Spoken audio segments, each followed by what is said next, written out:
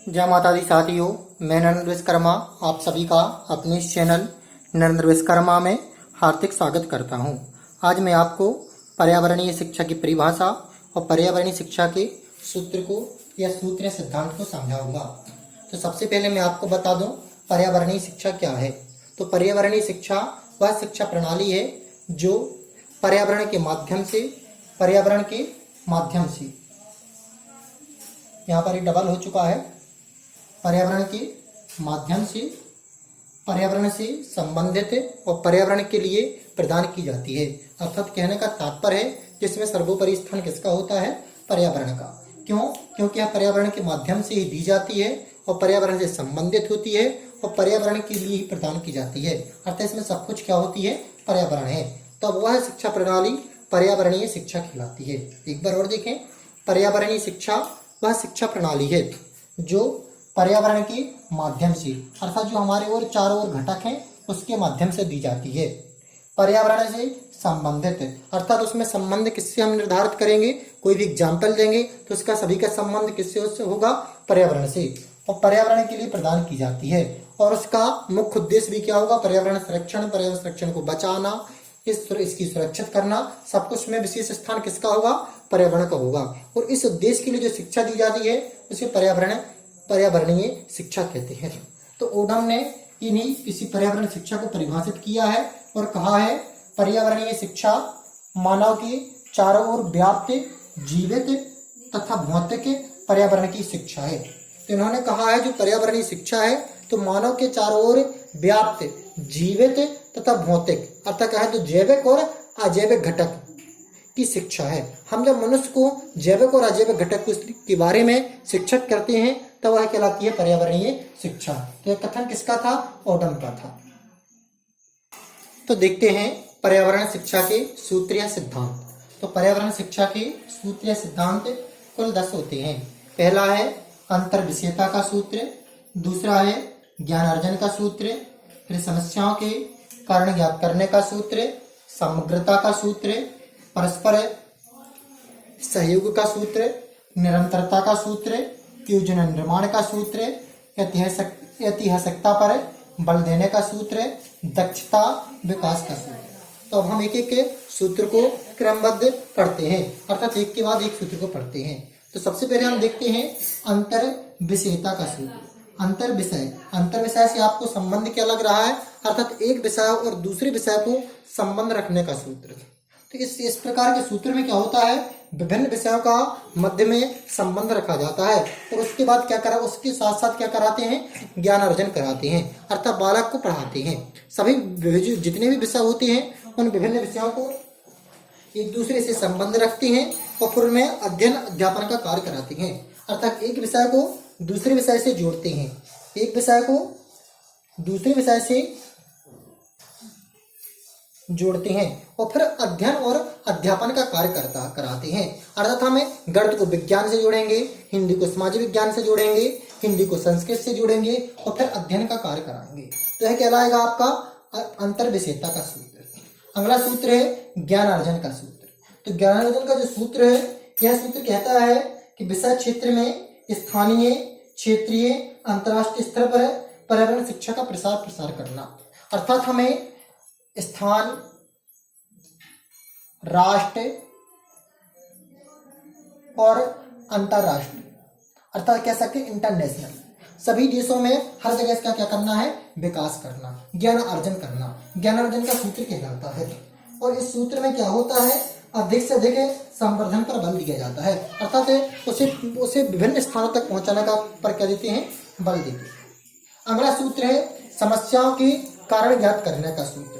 अर्थात कोई भी समस्या मिलती है तो उसका हम क्या करते हैं? कारण ज्ञात करते हैं। यह समस्या किस प्रकार उत्पन्न होती है और उसे हल करने का प्रयास करते हैं। तो अगला सूत्र क्या है? समस्याओं के कारण ज्ञात करने का सूत्र। अर्थात कोई भी समस्या है तो किस प्रकार उत्पन्न हुई और उसे हम किस प्रकार टाल सकते हैं, हल कर सकते हैं। इस सूत्र में यह जानकारी देते हैं। अब देखते हैं समग्रता का सूत्र। तो समग्रता से आपको क्या ज्ञात हो रहा? समग्रता से आपको समस्त या संपूर्ण की जानकारी मिलती है। समस्त या संपूर्ण की जानकारी अर्थात इस सूत्र के अंतर्गत सभी क्षेत्रों में एक संबंध रख के पढ़ाया जाता है।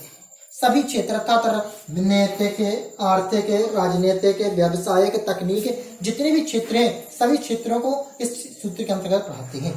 परस्पर सहयोग का सूत्र। परस्पर सहयोग का तात्पर्य है एक विषय को दूसरे विषय के साथ जोड़ना और सहयोग करना।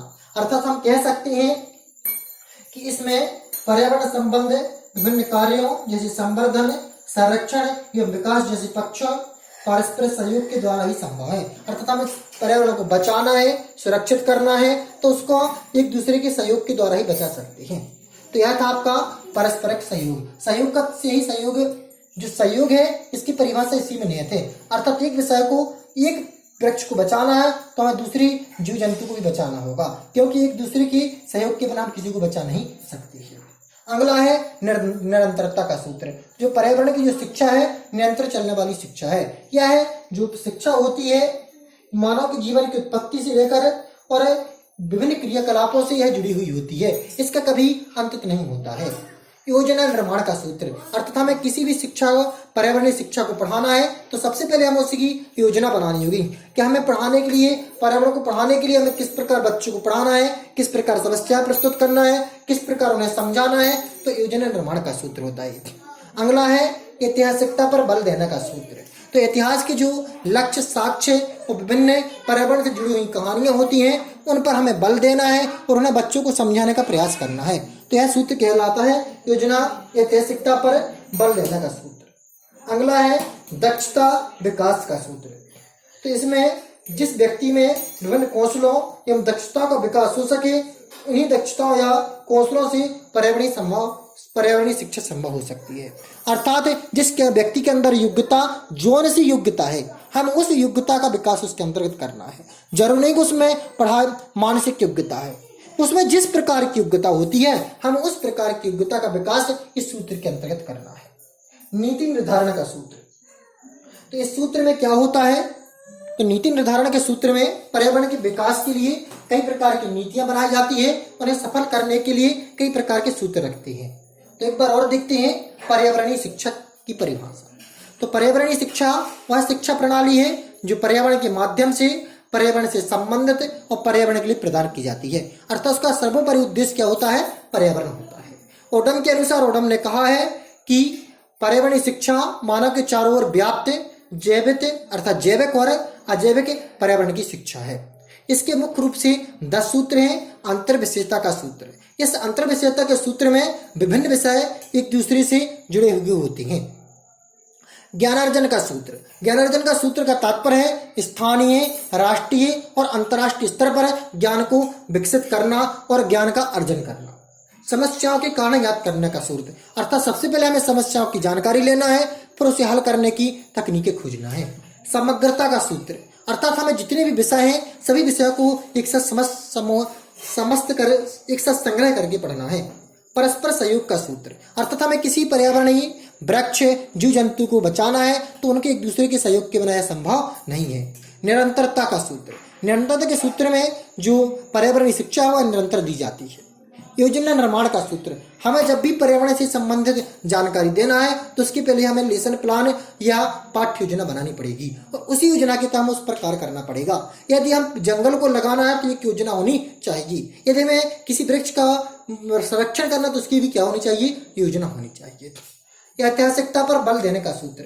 तो ऐतिहासिकता से बच्चों को परिचित कराना चाहिए कि हमारे बुजुर्गों ने किस प्रकार पर्यावरण को रक्षा करने के लिए अनेक ऐतिहासिक कार्य किए। दक्षता विकास का सूत्र। तो इस सूत्र के अंतर्गत जिस बच्चे के अंदर जो दक्षता हो उस पर विशेष बल देनी चाहिए। नीति निर्धारण का सूत्र। तो इस सूत्र में जो पर्यावरण है उसे बचाने के लिए विभिन्न प्रकार की नीतियां, नियम बनाए जाते हैं। तो यदि आपको जानकारी अच्छी लगी है तो इस चैनल को सब्सक्राइब कर लें और इस वीडियो को लाइक कर दें। जय माता दी साथियों।